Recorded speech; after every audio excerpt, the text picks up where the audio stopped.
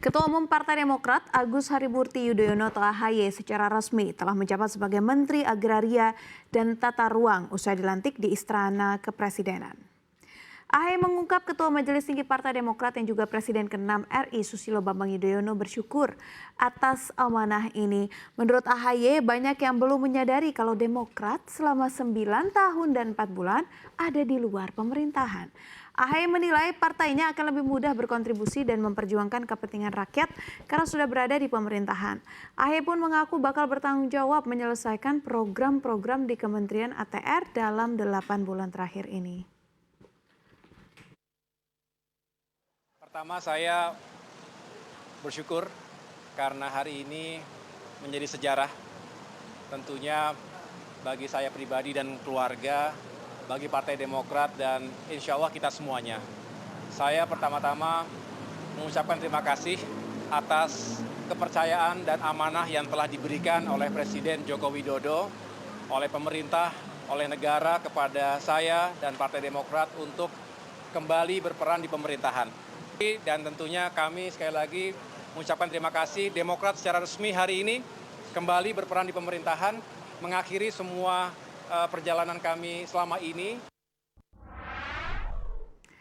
Selanjutnya media asing kembali menyoroti calon presiden nomor urut 2 Prabowo Subianto. Kali ini menyoal pada perekonomian RI. Jika Prabowo resmi menduduki kursi orang nomor 1 di Indonesia. Media asal Singapura, Channel News Asia membuat artikel opini berjudul Commentary with Prabowo poised to be the next Indonesia president. His challenge is to ensure cabinet continuity. Laman tersebut mengutip analisis dari Andre Suryanta, penerima gelar PhD Australia Awards di Crawford School of Public Policy. Analisis tersebut menyebutkan bahwa Prabowo telah berjanji untuk melanjutkan gaya koalisi besar dan program infrastruktur besar yang diusung Presiden Joko Widodo. Prabowo juga menjanjikan peningkatan belanja pertahanan dan bantuan sosial. Koalisi besar biasanya berarti menawarkan jabatan menteri sebagai imbalan atas kesetiaan partai. Namun disebutkan juga strategi pendapatan negara dari Prabowo masih belum selesai ataupun belum jelas sehingga pendanaan program-program ini kemungkinan besar memerlukan lebih banyak utang pemerintah.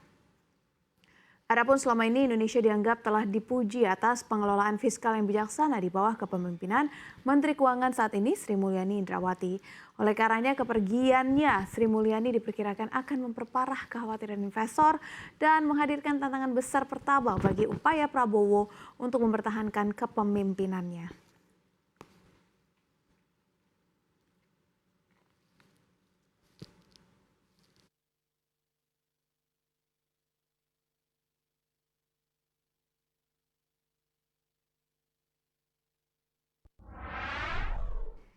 Ya, kita beralih ke berita terpopuler mancanegara. Pemirsa, Pangeran William dari Kerajaan Inggris tiba-tiba buka suara mengenai Gaza Palestina.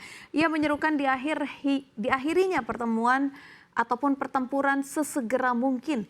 Ini merupakan intervensi tak terduga darinya terhadap konflik Israel-Gaza.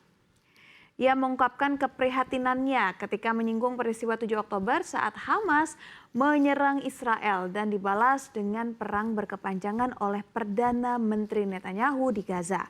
Menurutnya saat dihadapkan pada penderitaan besar, manusia seharusnya sadar pentingnya perdamaian permanen.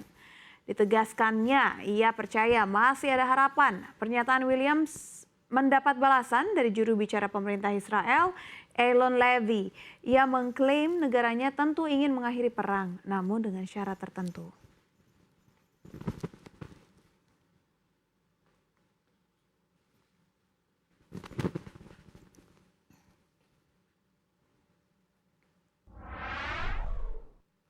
Selanjutnya ada informasi yang perlu diwaspadai oleh perekonomian di Indonesia.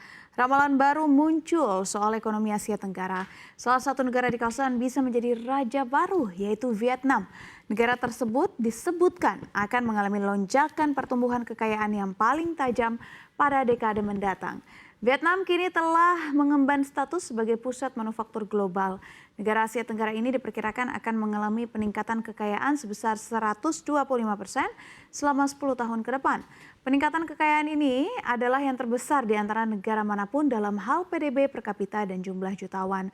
Vietnam adalah basis manufaktur yang semakin populer bagi perusahaan teknologi. otomotif, elektronik, pakaian, dan tekstil multinasional. Vietnam sendiri merupakan rumah bagi 19.400 jutawan dan 58 senti milioner. Negara ini dalam laporan New World Wealth dianggap sebagai negara yang relatif aman dibandingkan dengan negara-negara lain di kawasan Asia Pasifik, terutama karena terdapat insentif tambahan bagi perusahaan untuk mendirikan operasi manufaktur di negara tersebut. Lokasinya pun strategis, berbatasan darat dengan China dan dekat dengan jalur perdagangan maritim utama. Bank Dunia mencatatkan PDB per kapita Vietnam telah meningkat 10 kali lipat dalam waktu 10 tahun. Dari 2.190 dolar Amerika Serikat namun kini menjadi 4.100 dolar Amerika Serikat.